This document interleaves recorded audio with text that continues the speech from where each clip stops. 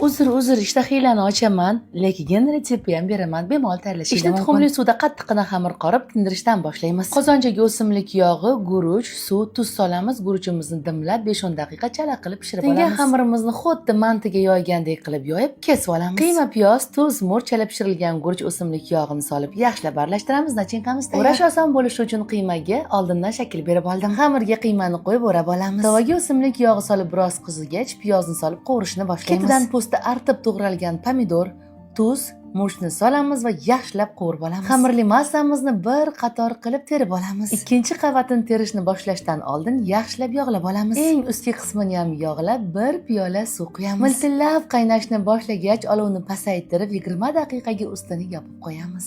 Shunaqa sochniy bo'ladi, taom tayyor. Chiroyli qilib katta laganga taxlab, o'rtasiga qaylani quyamiz. Qayla chetiga aylantirib to'g'ralgan ko'katlardan qo'yib oling. Qozxona tayyorlangan xamir hasib doimo quruq bo'lgan qozondagisi sochni bo'lar ekan. Endi yeb ko'rib baho beramiz.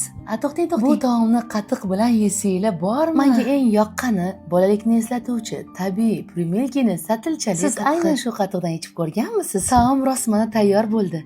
Retsept yoqqan bo'lsa, Nodirangizni duo qilib, mehringiz isbot yurakchani bosib qo'yishni unutmang.